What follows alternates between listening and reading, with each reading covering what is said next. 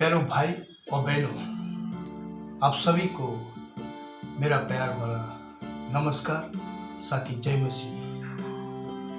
आज का विषय है सबके पुनरुत्थान की कुछ विशेषताएं। क्या केवल अच्छे लोग ही जी उठेंगे या हर इंसान का पुनरुत्थान होगा?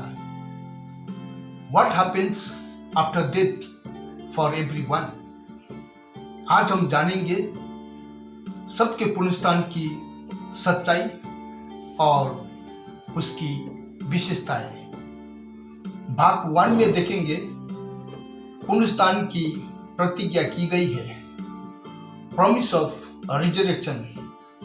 बाइबल का वचन यूहन्ना 5 का 28 और 29 में इस तरह से लिखा है, इससे अचंभा मत करो, क्योंकि वह समय आता है कि जितने कब्रों में हैं, उसका शब्द सुनकर निकलेंगे।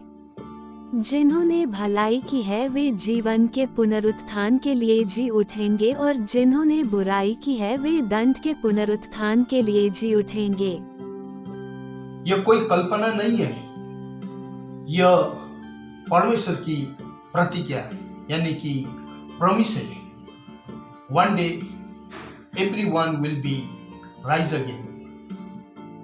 भाग 2 में देखेंगे यह धर्मी और दुष्ट दोनों के लिए है। बाइबल में परमेश्वर का वचन प्रेरितों का काम 24 का 15 में इस तरह से लिखा है, और परमेश्वर से आशा रखता हूँ, जो वे आप भी रखते हैं, कि धर्मी और अधर्मी दोनों का जी उठना होगा। सिर्फ बिलीवर्स ही नहीं, हर इंसान जी उठेगा। रिजरेक्शन इज यूनिवर्सल, लेकिन उसका परिणाम अलग होगा। भाग 3 में देखेंगे धर्मियों के लिए इनाम, अधर्मी के लिए सजा। बाइबल में परमेश्वर का वचन दानियल 12 को 2 में इस तरह से लिखा है, और जो भूमि के नीचे सोए रहेंगे उनमें से बहुत से लोग जाग उठेंगे, कितने तो सदा के जीवन के लिए, और कितने अपनी नामधराई और सदा तक अत्यंत घिनौने ठहरने के लिए। यह एक सीरियस ट्रुथ है। For believers eternal life and reward, for unbelievers judgement and punishment. Life is not random, your choices matters. भाग 4 में देखेंगे हम महिमा में जिएंगे, ग्लोरियस ट्रांसफॉर्मेशन। बाइबल का वचन 1 कोरिन्थी 15 का 42 से 44 तक इस तरह से लिखा है, मुर्दों का जी उठना भी ऐसा ही है। शरीर नाशमान दशा में बोया जाता है और अविनाशी रूप में जी उठता है। हमारा शरीर बदल जाएगा। No sickness, no pain, no weakness, a glorified body just like Jesus. भाग 5 में देखेंगे सब कुछ नया हो जाएगा, एवरीथिंग विल बी न्यू।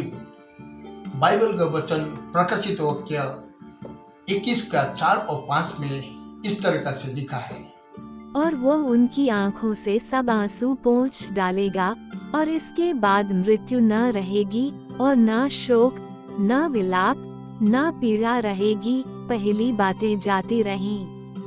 और जो सिंहासन पर बैठा था उसने कहा कि देख, मैं सब कुछ नया कर देता हूँ।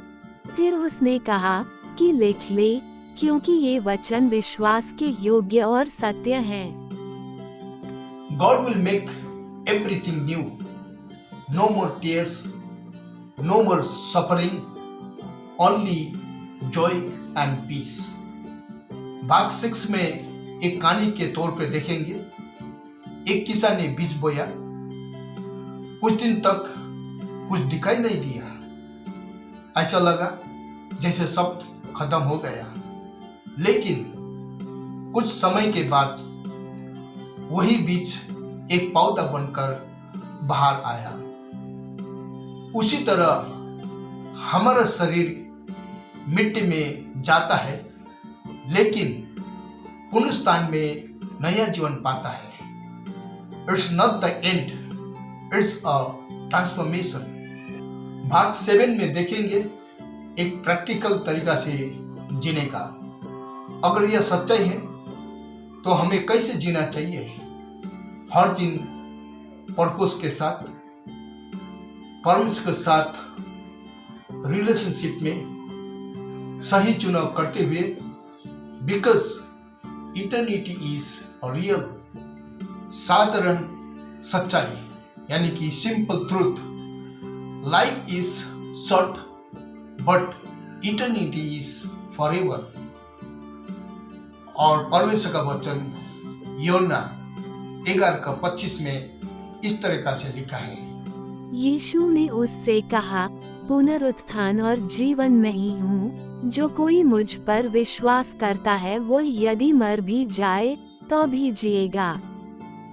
यीशु ही वो मार्ग है जो आपको अनंत जीवन की ओर ले जाता है।